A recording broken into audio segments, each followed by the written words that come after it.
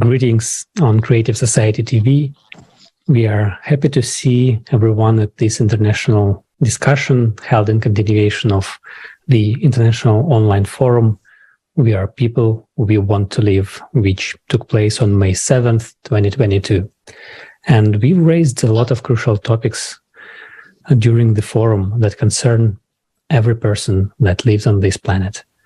And so much information was gathered during the preparation that we could not fit everything in the 11 hours broadcast. So today we will continue discussing on these topics. My co-host today is Robert from Slovakia. Robert, hi, and I will let you introduce our special guest. Greetings, everybody. And we welcome you on this international discussion as we continue this series of the international discussions that we are having after the forum. And our guests today, I'm very happy to introduce the format which we have now is not working properly. Which part of the forum have you found the most associated with? It could be meeting this kind of information, not only at the forum, but also in your everyday life. Dr. Shilpa, what is that touching point that you would like to share? And a very good evening to all of you from India here. And I had seen a lot of small talks which had happened in the forum, in the conference, and particularly I would like to touch upon the global crisis which we all, as a humanity, are facing nowadays. Especially the war conditions which are happening. Apart from that, we also are facing the pandemic. The pandemic has brought in a lot of changes in our entire the life of our entire citizens of the world. And being an educator, I have seen changes happening in the life of my students. My students here in India. And since we are an educator, we feel education should reach everywhere.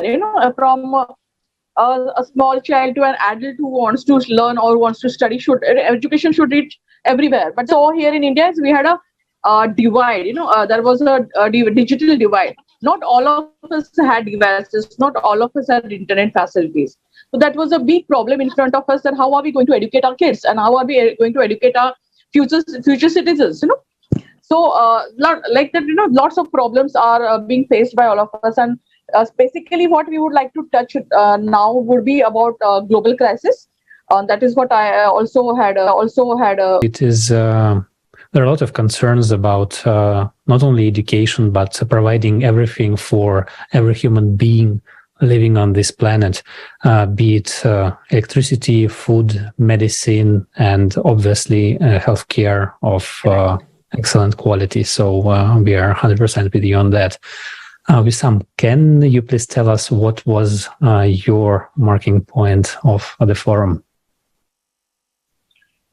Okay, good evening first, everybody. I'm so pleased to join this amazing idea that will, I hope, one day will change the world to a better place and to better days. My plan, or what I was thinking of, is that in our days, especially in the last 50 years, I find that the human rights become so weird, so different. And we are living, I feel that we are living in a very separate island, something very old. Not all the people believe in it. And most of the people all around the world are thinking about themselves alone. Nobody's thinking about the other people, how I help, how I become a fruitful, how I become a helpful element in this world. They're not thinking about this, or they are not thinking in this way. They are thinking in how I reach my aim, how I do my goals, whatever I will destroy in order to find this goal, I will. I think that there is a kind of a very valuable piece inside our hearts disappeared in the last 50 or 60 years. And this is so weird because I think after the Second World War, or the Second World War as it is, it's a big lesson.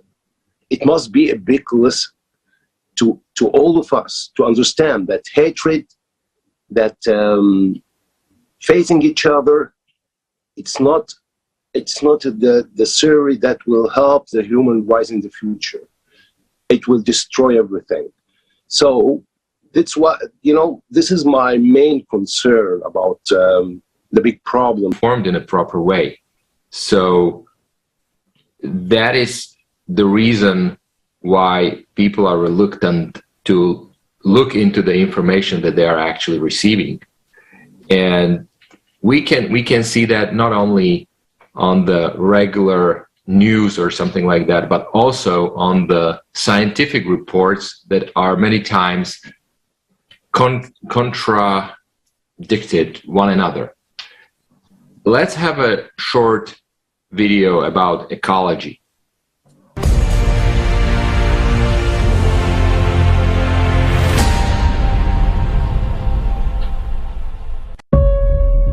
Your life is in danger. We are massively destroying the forest for timber, cutting down centuries-old tropical forest to plant coffee, cocoa, and soybeans because they are well paid for.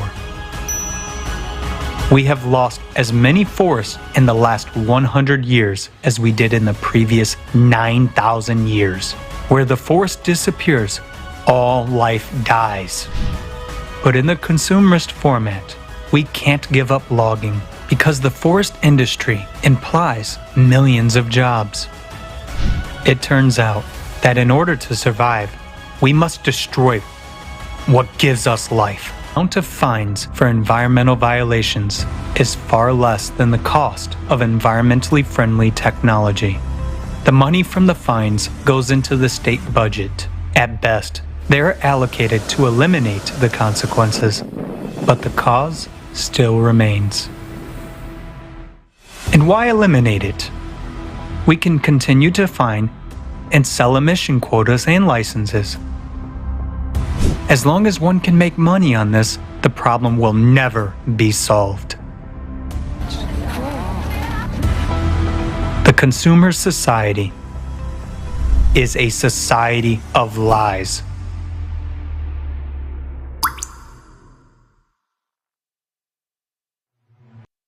Now, 1 in 3 people does not dollars. That is, if we give up spending on the war for just 1 year, we can provide clean drinking water for all of these countries for almost 2 decades to come. In a consumer society, fostering hostility and fear is more important than caring for one's neighbor and future generations. Consumer society is a format of inhumanity.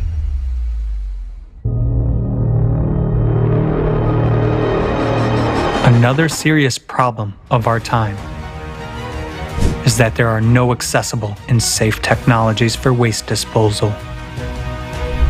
Our planet has become a giant landfill. For example, less than 10% of plastic is recycled. Derive over 1/3 of their income from the sale of products that are a serious threat to the environment and human health, causing mutations in the body, cancer, and reproductive disorders.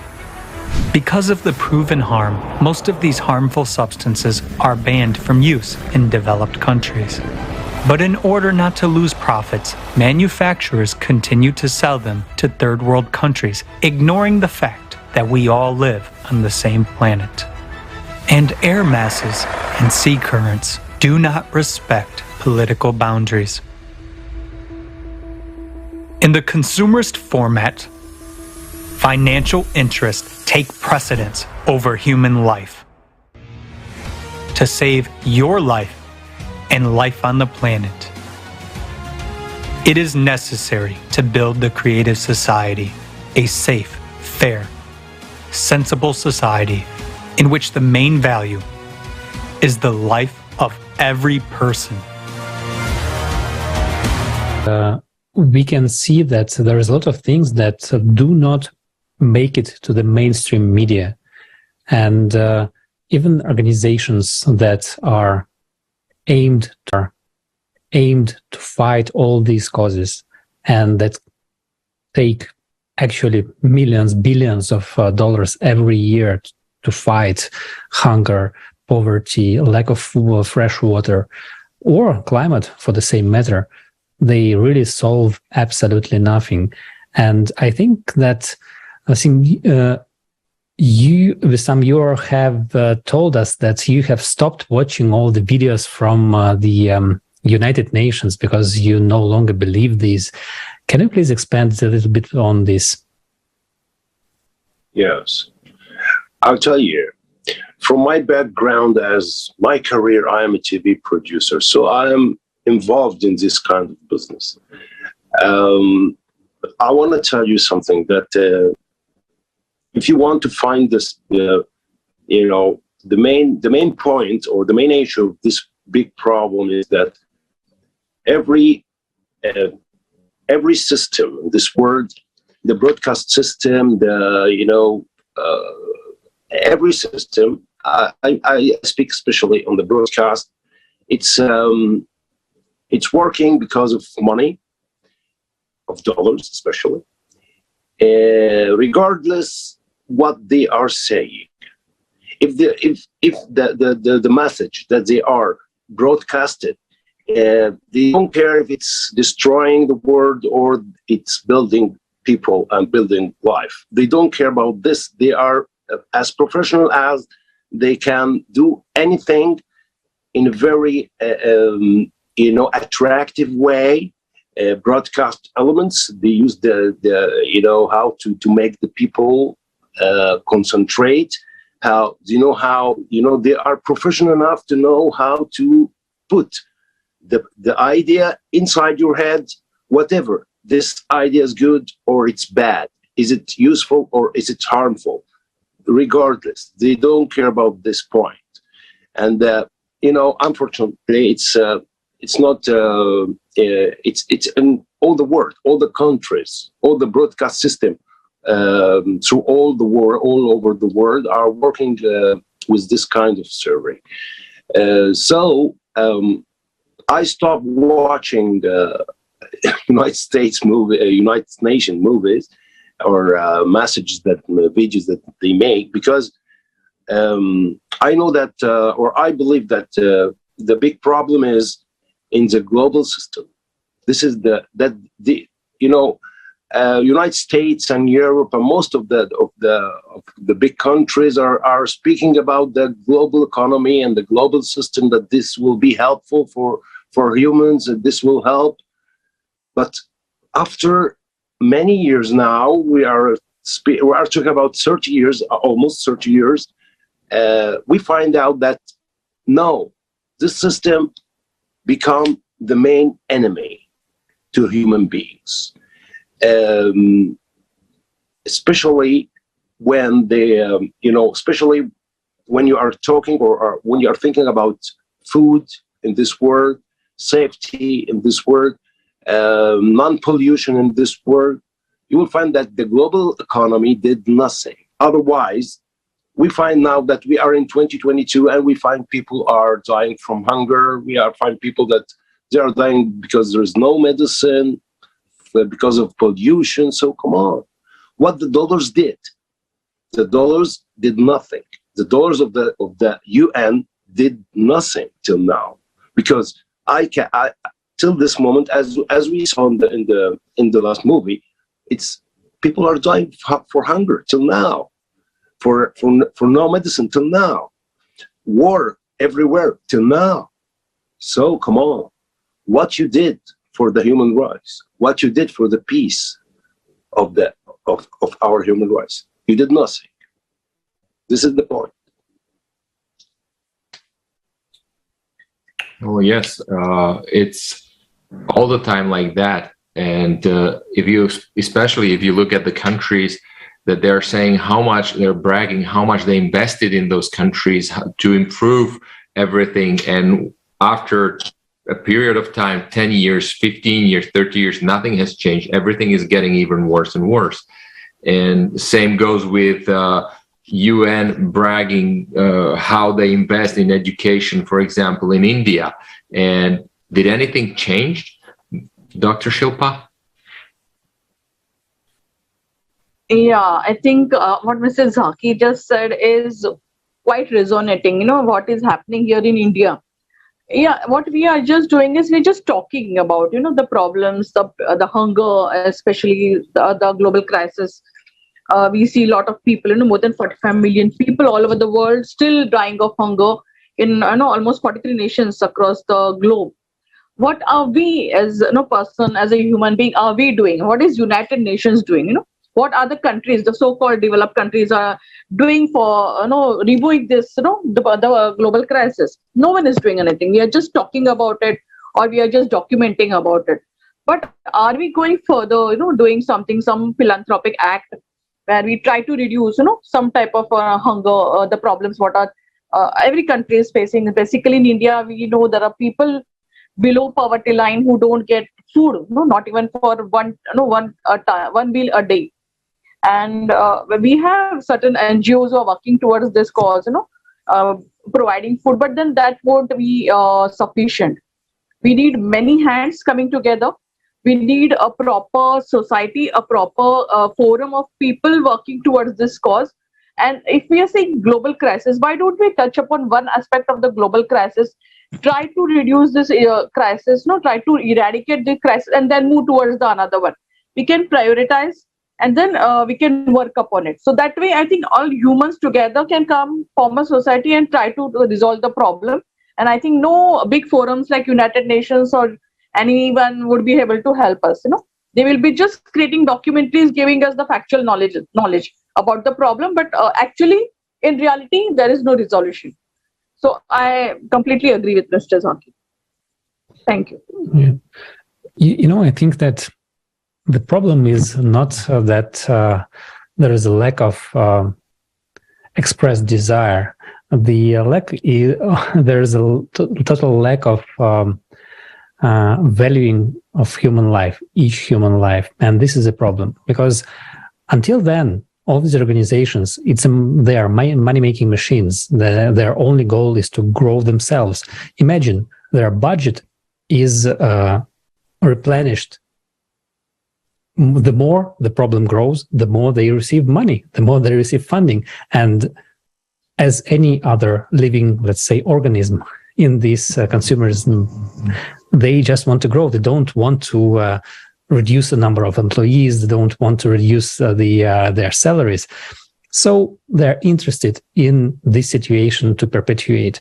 And it doesn't matter how many organizations will be involved in solving crisis or in any particular country or globally around the world, until we get to this point where we all decide that human life is the highest value and everything is regarded through this optic, does this solution, does this change in our society, how does it help everyone? Does it diminish the quality of life of even a single person? Then we should be maybe trying to a different approach, And this is where creative society goes in, and this is what it's all about. It is reframing how we look at the world, how we plan our actions in order to provide everything, but for every person, every single living human being on this planet, not only any particular group living in a particular country or a piece of land, but for everyone. And everything actually becomes quite simple once we just ask at least one simple question. Does this improve, or how does this affect the lives of human beings, every one of us? So what are your thoughts on this?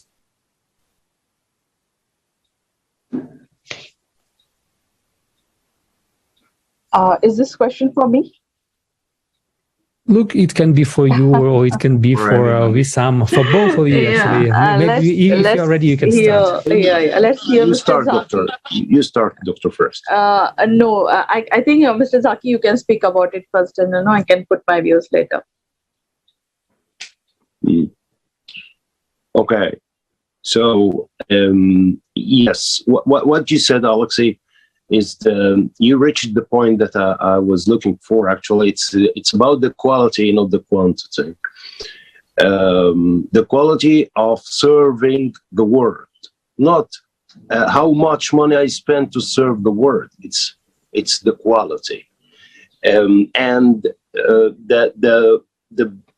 I think it's the radical point is the human being value, the human being lives. This is the real value that we must all look about it. We must all work hard to improve it as best as we can.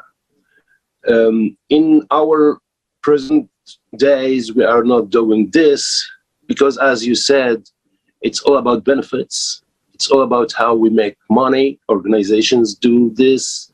UN do this. We are not looking for upgrading the lifestyle. We are looking for how to upgrade our bank accounts, regardless what will going to happen next. It's not a big deal. So I think the conscience of the human being, this is the goal. Our hearts is the goal. We are 7 billion on planet Earth.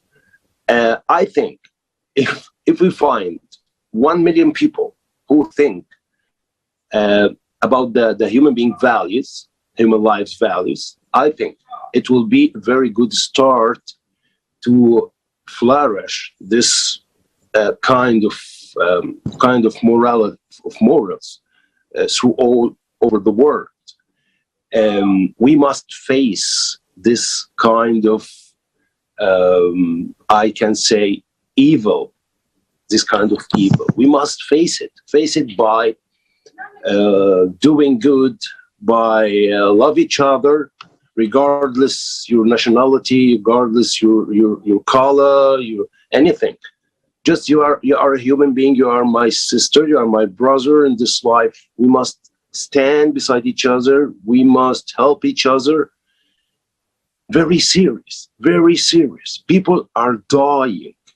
People are dying every moment in Africa, in Asia, in South America, of poverty, of hunger, of a lot of bad things, of pollution.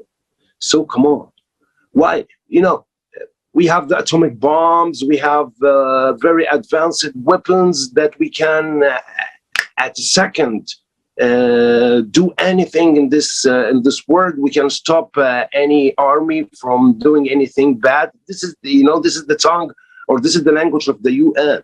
But come on, where's your weapons to face the hunger? Where's your supernatural weapons to face the pollution, to face the hatred around the world? Where's your power in this? Or your power is only in other things. This is we must work on changing the way of thinking, changing the goal. The goal must be changed. That's it. Yes, 100% agree on this. So, Dr. Shilpa, back to you. Yes, right. So what I feel is, we need to create awareness, especially in country like India, where people don't read newspaper. They don't even look at, they don't have access to television, to media. So how are they going to come, understand whether there is an issue, there is a problem going on? What they think is only about their own problem, maybe about their daily, how to earn bread and butter for themselves. They don't even know that there is something called hunger, across, or maybe, any other global crisis. And as rightly said by Mr. Zaki, majority, the maximum of our funds are being allocated in creating weapons, but we don't think of creating something, valuable for the, for the countrymen or for the citizens, to reduce the problem like hunger or to reduce the problem like climate change. We are not looking at that. No, we need to, take the children, take the entire population towards that type of perspective, that you don't have to look only at yourself or your own problem. You have to look at this problem, the bigger perspective of the problem. What exactly is happening across? You need to reach out to someone to seek help. First of all, we need to seek help, and to seek help, as Zaki sir had said, that means we need at least 1 million of population who is enlightened and who would like to work for this cause, and then maybe every one of us would get benefit out of it. But yes, educators like us, people like you all in the forum, we should come together. We need to enlighten people about what is happening, and then we need to reach to the root cause of the problem. And then yes, we also need to enlighten the governments of all the countries that instead of just putting maximum amount of their entire GDP for making weapons and investing in technology, why don't we invest in human resource, which is the highest resource, the valuable resource across the globe. We need to value them. We need to work towards that. So I think all of us together in the forum can create such type of enlightenment, and maybe we can bring some change to reduce this crisis. Thank you. Yes, well, what both of you have actually mentioned is absolutely 100% right. And if we bring also the commercial companies into it, the worst thing is that this society is profit-oriented, but what's even worse is it's profit-oriented by cutting the cost.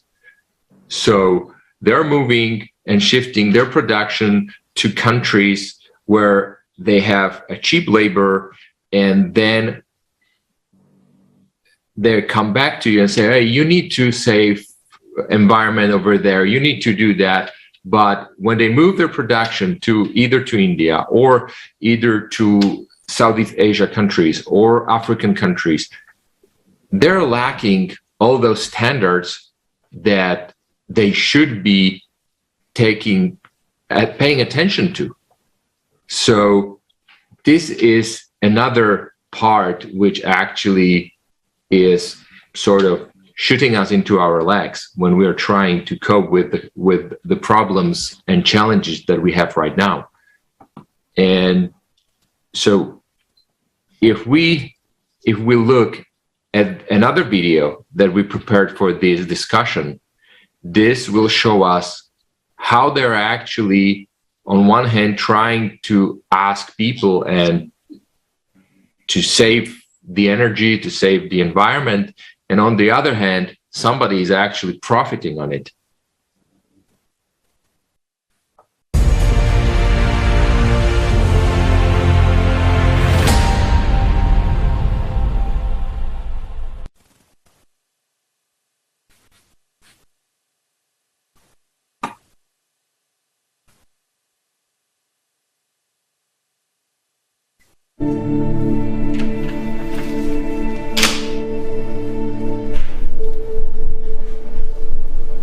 Have you seen the latest electricity bill?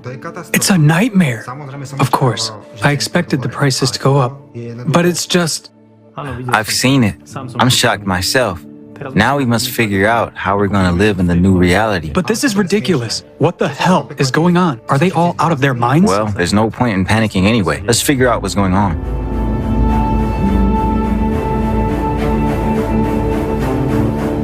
Hi. We want to find out why the price of electricity has skyrocketed. Can you explain the reason for that? First of all, you have to understand that the preconditions for such an increase in electricity prices didn't start yesterday and not even a year ago. What does the electricity price actually consist of? Let's look at the diagram. As you can see from this diagram, the net cost of energy is only 36.2%. 34% is transportation, while the rest, more than 30%, are taxes. And I won't be surprised if this share will continue to grow. In Germany, for example, it is already 50% of the bill. Wait, even 30% is a lot, while 50% is totally wild. Where does all this money go? In short, the government uses most of this money for the so-called energy transition to green energy, mostly solar and wind. Yeah, I've heard that green energy is being actively developed. It is sort of environmentally friendly. So are you saying that's the reason for my unaffordable bill? Right, that's the main reason. Huge budgets are invested in green energy, while nuclear and thermal power plants are being shut down. How does green energy affect your tariff? It is sold at a special green tariff, and this price is much higher than the price of traditional energy, thermal or nuclear. Well, let's say, if I don't want to pay more, can I give up green energy? Well, you see, no one is asking you or me. Electricity tariffs are formed by market laws. In fact, they are not fixed. There is a so-called wholesale energy market, which receives, like a common boiler, all the energy generated in the country, both green and non-green. Every day an average price is set in the market. At this price, energy distribution companies buy electricity and deliver it to you. Therefore, the higher the share of green energy in the total amount of energy generated, the higher your energy bill will be. And here is a very important point. If green power plants stop working due to weather conditions, or if there is not enough green energy generated, the countries have to compensate for this shortage in an emergency mode. What are their options in this case? The first option is to restart their shut down nuclear and thermal power plants, which is very expensive and time-consuming. The second option is to buy energy from other countries, but as you understand, that will be very expensive too. The move towards green energy has made Europe dependent on conventional energy suppliers from other countries.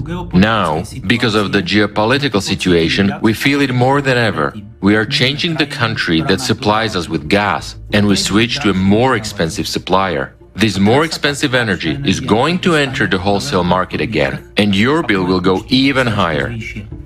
I just wonder what our politicians are thinking.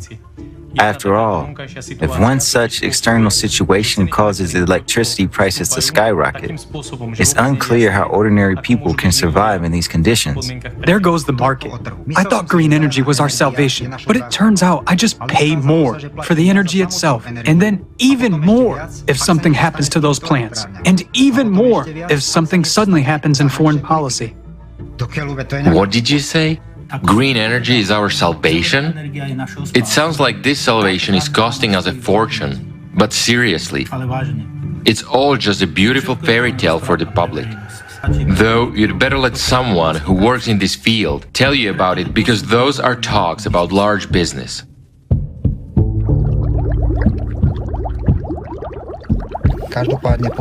Here's what I understood. Firstly, a half of my bill is taxes, which mostly go to green energy development. So basically, green energy is sponsored out of my pocket. Secondly, electricity is a commodity like everything else, and it is priced like a stock exchange. The higher the share of green energy with its green tariff is, the higher the price is for me. Whereas if any climatic or geopolitical disasters happen, my electricity bill tends towards infinity. So you realize that electricity is a basic resource for any production. Increased tariffs cause a significant growth in prices for any goods and services. Once again, it's a hit to our household budgets. Don't we experience this already? Damn it! If I understand anything about politics, I know nothing about green energy. Why are we even implementing it if it's so expensive and unstable?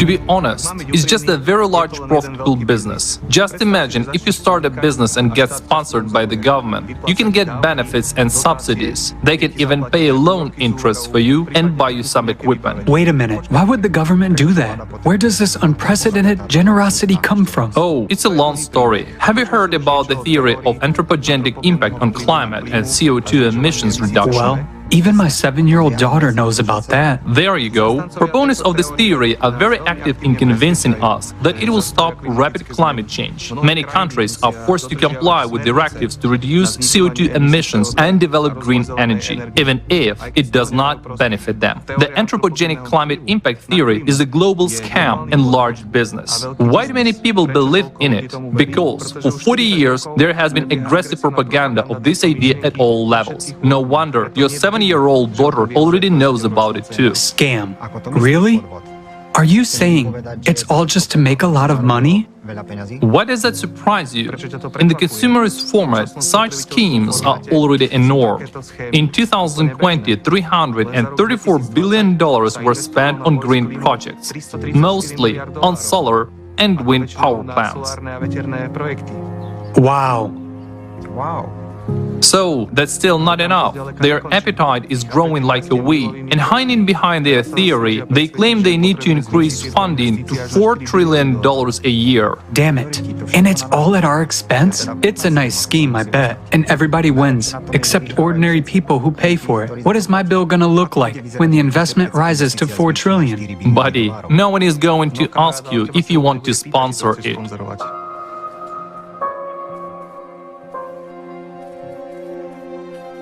It's not that nobody even asked me. I'm shocked by what I've heard. Nobody actually speaks about it. Right. In our consumerist world, no one will tell you the truth. But I'm shocked by the other thing. Nobody even tries to study the real causes of climate change. Now climate disasters are already happening all over the globe. The first to suffer are ordinary people, while green energy is simply useless even in bad weather, not to mention cataclysms. Imagine there was a blizzard in the United States last winter. It hit 25 states. Half of the wind turbines stopped. Because of that, 4 million people were left without power. Just think of a negative 25 degrees Celsius. That's awful. I wouldn't want to be in their shoes. Not only do we pay for all this from our own pockets, but we also risk being left without power in an emergency situation. Can you imagine if the whole world switched to green energy while cataclysms got even worse? That's it. You're left in a cold house with no electricity or water supply. There is no way to contact your family or call rescue services. People are dying in blackout hospitals. Ventilation and air supply systems stop working. The traffic has stopped. Supplies of medicines and vital products have been discontinued. People empty the grocery stores in panic. Yet, it's already starting to happen. And it's not somewhere in an apocalyptic movie, but in your hometown with you, your family, and friends. Come on! I already don't know how I'm going to sleep tonight. Yeah, this truth just makes my hair stand on end. But it's clear that green energy is a dead end. So what are our options? There are already options. Take a fuel-free generator. It gives clean, free, and accessible energy to every home. Only how can it be implemented in our consumer society if it is unprofitable and even dangerous? It would make a huge number of people jobless in the energy sector. Moreover, as long as there is the power of a few, in our crazy world, this technology would be, first of all, turned into a weapon of some kind. You see, we should have changed this stupid format a long time ago, and we really can. We can build a society where human life, and not someone else's business, will be the main priority. It's the creative society. In such a format of society, we will have free energy. Why exactly this way? Because in the creative society, energy will belong to all people and would not be a business, and no one would make money on us. Moreover, all people would have free access to reliable information about where all of our money is going, and we would decide ourselves where to invest this money. Yes, that sounds great, but what can we do right now to make the creative society finally happen to us? You know, it's a topic for a long and interesting conversation. Pour the tea. I'll tell you all about it now.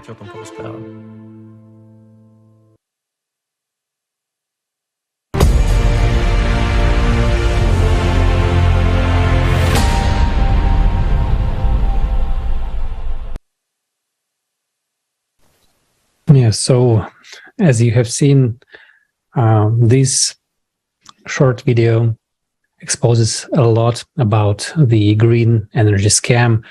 And I guess that a lot of people, especially our friends in Germany right now, who just had a huge snowfall and during summer, who don't have enough electricity to heat their homes, and they have intermittent power downs, and this is what's happening in what's called the developed country in the 21st century. And this is what's happening to the country that was promoting the green energy the most. And they are now trying to revive their coal-powered power stations. But for everyone else, this should serve as an example, because there are already solutions, as was also mentioned in the video, like the fuel generators. And just recently, I've come across a video on the internet that was showing like a guy literally made in front of the camera an engine that was working on water. And he was showing how to do it. And I guess that it is true that it would be great to implement all these beautiful technologies in our lives. But also, as mentioned in the video, in this consumerist format of society, this will leave a lot of people jobless. And for this, we really need to change the whole format of society. So I would like to ask you, what do you think has to change in the society in order for us to be able to receive these new technologies in our lives and use them for the betterment of the lives of everyone? Maybe we can start with Dr. Shilpa. Yeah. For a country like us, I don't think so we would be getting addicted to technology that much. We do have developed in all different type of aspects, but then still, since I told you, we have a great digital divide. So it's difficult for all of us to get accustomed to the new technology. But then yes, there is a quite good number of percentage of people who are using technology at their best, at their in their homes, in their offices, in everywhere. But how much to get used to or get addicted to the technology is again in our hands. And as we all know, what are the repercussions of using too much of technology? So the pandemic has actually taught us to go back to the roots. We have already started going back to having organic food, organic agriculture, using less of technology and less of fertilizers, chemical fertilizers. We are trying to use more of organic things nowadays, and people have understood the importance of organic things now. So instead of running behind the technology and behind the advanced methodologies, can we not survive? The basic sustainability can be achieved through simple living. That is what we have learned through the pandemic. And also we have learned that we should have different skills. If we don't have skill, we would not be able to survive. Knowledge on basis of only knowledge, you will not be able to survive. That is what we have learned. And the technology is not always going to help us. And yes, about green energy, we all also in India are trying to get a lot of green energy here. But then yes, as we have already said, it's too costly. We have a lot of solar panels here, but what about the wastage? The wastage which is going to happen, after putting in the solar panels, we have a lot of wastage which we are not even able to dispose of. So there are other aspects of green energy too, which we also need to see. What we are looking at is now, a narrow problem, or we are trying to just resolve what we can see on an immediate basis. But we are not looking at in the long run, what problems we would be facing. So I think we need to, with the help of creative society, the forum, need to tell what exactly the problems would be there in the future, and be ready to face the problem. And before any problem occurs, can we not prevent it? So prevention is always better than cure. So we need to learn to prevent. Like pandemic, we could have prevented. We could have learned about some things happening across, and then we could have stopped something, which would have not happened. And now we could see large number of people are no more now because of the pandemic. So something which we could have understood before, and we would have tried to stop the problem. So that is what we, as a part of the creative society, should now look forward to, stopping the problem and creating awareness amongst everyone. Thank you. Yes, prevention is always good, and that leads to also to education and learning things and stuff. Same here in our country, there are there are donations, there are subventions for building all these green energy stuff, and then you find out that actually after you're building it up, and you find out that it's actually polluting the environment even more than it was done before. Do you have something like, from the green energy part in Egypt, Wessam, or some other examples that we can share with our viewers that could actually show the, don't want to say stupidity, but stupidity of this system, and that we actually are supporting it? Yeah. I'll tell you something important. In Egypt, we have natural sources, which is very rich, but it's unused. We have the sun, and we have the wind, okay? And we have water from the high dam, the Nile River. We can make it. We already make electricity from the high dam of the Nile River, but we don't ever think about the sun, the energy of the sun, which is for free. And in Egypt, it's 98% of Egypt is desert. Okay, we are 100 million people living on 3% only from the whole map of Egypt.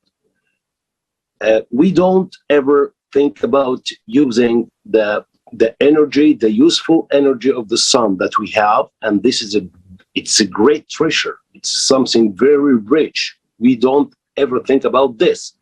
And some people, to be honest, in the last 15 or 20 years, they talked about this. Why we don't use this useful energy? The answers was, it's very expensive, it will take a long of time, it's blah, blah, blah, things like, come on, if you want to do something, you will do it, okay? And also the wind, we have the wind. And so Egypt is depending 100% on the pollution energy, the polluted energy, and this is, of course, affects, this is make, the green lands become desert, and there's, we have a lack of a lot of things. We have in Egypt a lack of food, like for agriculture. We have a big lack in agriculture in Egypt because of this, and they prefer to pay billions of dollars to bring polluted energy than to spend millions, not billions, millions of dollars to create sun energy or wind energy, between practice, useful energy. So the politics in Egypt, the leaders in Egypt, they don't want to go this way. They choose the other way. Maybe it's easier, but it's harmful. On the long run, it will destroy everything. It will destroy the society. It will destroy the lives. It will destroy the quality of life. It will destroy everything. They choose this way. The other way, it's the right way. In Egypt, we have treasures. We have a lot of treasures in our desert, but they don't want to think. They don't know how to think. No, they don't want to think. They care about their chairs. They care about their positions, and they don't care about 100 million people. So this is the point that I want to say. Yes, and it's true that you said that they care about their chairs and positions, and this is the main issue in our society, that people in power, they care about their positions and money, but we as people who elect them, we do not stand together to say that we no longer support this way of living. And maybe this is what we need. This should be the main takeaway of all our discussions of the forum and everything that we are trying to do, to say that we should unite everywhere on the planet together in one idea, that we would like to live differently. We would like to live in a society where human life is the highest value. And then we would not be talking about these kind of things all the time. We would be talking about a great progress that our science has made, because science would be directed to benefit the humanity, to improve the lives of everyone living on this planet. And we are really looking forward to this time where much more people, like at least half of the population of this planet, knows about it. But better yet, everyone. Only then we will be able to formulate this demand for everyone to say, look, we would like to live differently. And politicians, they just execute what the public wants. So we should be this united public that expresses the wish of living differently. Well, we would like to thank you for your contribution, for your participation today. It was really a great pleasure to seeing you. And Robert, I don't know if you want to add anything else to this. Yeah, I will just really briefly cut in. What actually occurred during this discussion is when Wessam was also talking a lot about the energy. It's really strange that, for example, where it would sort of make a sense to build up these kind of alternate green energy stuff, they're not doing it. But in the countries where they for sure know that they would pay for it, but it doesn't make sense to build it up there, oh yeah, they're pushing it there. So this clearly shows the irony and non-functioning of the system that we live at the moment. So I agree, as you said, we need to create a demand, because that's how the system works, where there is a demand. So then the companies are trying to supply. So we need to create a demand that, yes, we want to change it. We want to live differently. And we have to unite on this thought that we need to change the format of the society. So thank you very much, everybody, for today's discussion. You can follow us on social media. You can follow us on the internet at creativesociety.com. You can write us an email about your inspirations or what would you like to hear about at info@creativesociety.com. So, and we're looking forward for your inputs, thoughts, and to meet you in the future international discussions as well. Thank you both to our guests. It was a pleasure talking to you today. And have a wonderful rest of the day and evening.